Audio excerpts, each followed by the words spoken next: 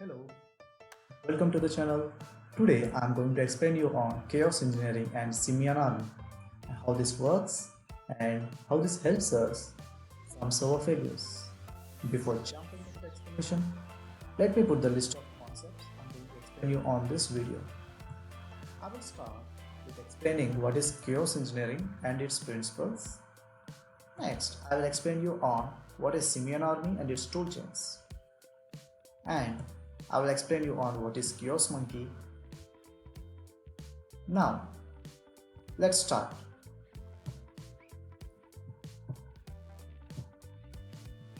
So what is chaos engineering?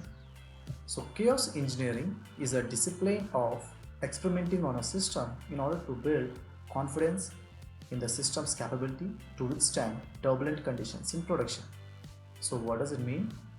Chaos engineering is a systematic approach to identify failures before they become outages.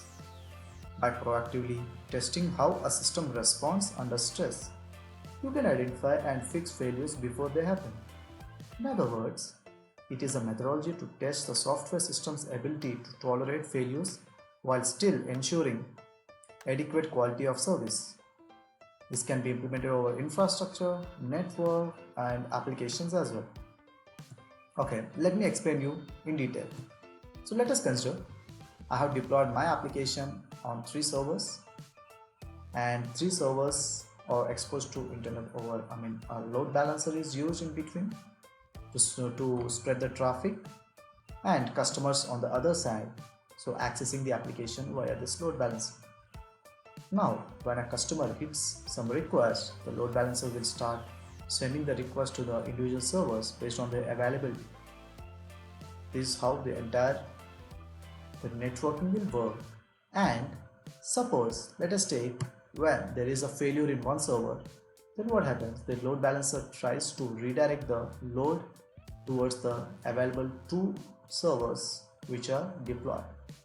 So by this we are increasing the load on the existing servers, and this is unexpected. And this is the similar way chaos engineering experiments the turbulence over the stable environment randomly to check the behavior. By this, we can estimate the capacity of the environment can bear at during the failures. Chaos engineering lets you to compare what you think will happen, what you actually happens in your system. You literally break the things on purpose to learn how to build more resilient systems. Now, so before moving to the Simian army, let me explain you the principles of chaos engineering. So what are the principles of chaos engineering? So there are 5 principles which define the chaos engineering, and the principles are like: build a hypothesis around steady state behavior. So what does it mean? Here we consider the steady state behavior of the system like throughput, error rates, and latency percentile, and etc. We verify the system working condition rather than validating the work. So that's the first one. And second one, vary real world events. So events that correspond to hardware failures like servers dying, software failures like malformed responses, and non-failure events like a spike in traffic or a scaling event resulting in event capable of disrupting steady state. And the third principle is run experiments in production. So system behaves differently depending on the environment and traffic patterns, since the behavior of utilization can change at any time. Sampling real traffic is the only way to reliably capture the request path. Chaos strongly prefers to experiment directly on production traffic. Next comes is automate the experiments to run continuously. So in chaos engineering, we usually don't prefer the manual tasks to be repeatedly executed. Rather, we do things automation and schedule them to run continuously. Chaos engineering builds automation into the system to drive both orchestration and analysis. And finally, there is a minimum blast radius. So as we are running the experiments on production, there must be a chance for minimum impact on the service. So chaos engineer takes responsibility to ensure the fallout from experiments are minimized and contained. So these are the 5 principles we need to follow while implementing chaos engineering. Now next comes the Simian army. So what is a Simian army? So Simian army is a suite of failure inducing tools designed to add more capability beyond Chaos Monkey. So what does it mean? While the Chaos Monkey, which I'm going to explain you in the next slide, handles the termination of events randomly, we need additional tools to induce other type of failures. And Simian army is an ecosystem name given for a group of tools which does chaos experiments in their own ways.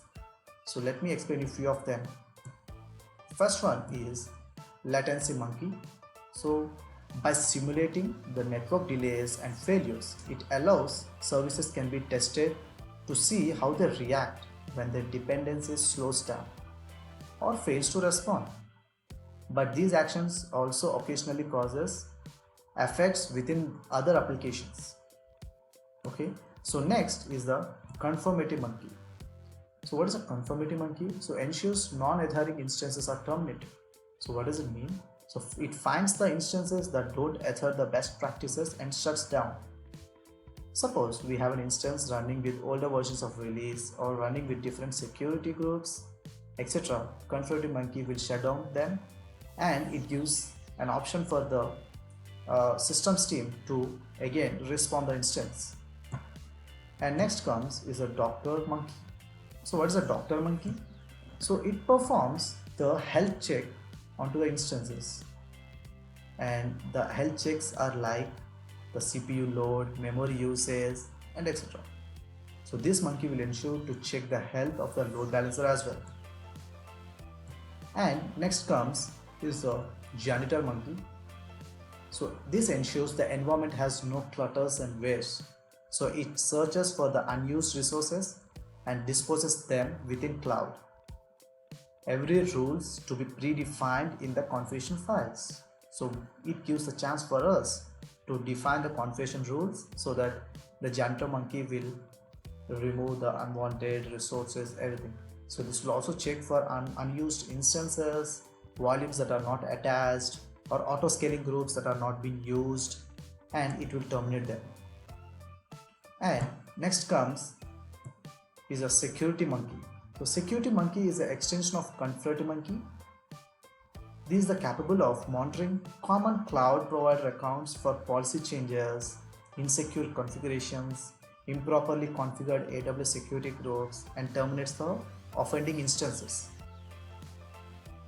So these are the 5 monkeys which are the Simian group, and before explaining them, we got the first monkey in the Simian army, that is Chaos Monkey. So what is Chaos Monkey? So this mainly handles with the termination of random instances to test the resilience of IT infrastructure, as we discussed with the earlier slide.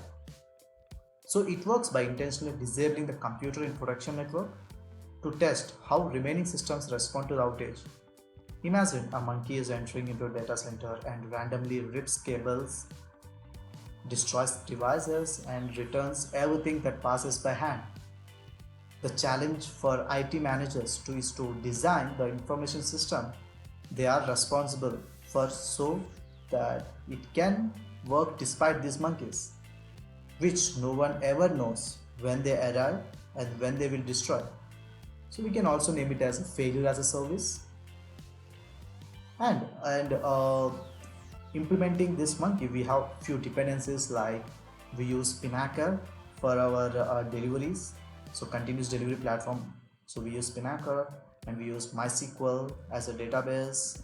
That's open source raster database management service, and it has some limited feature modes, like it injects only one type of failures, that is causing a pseudo random instance failures.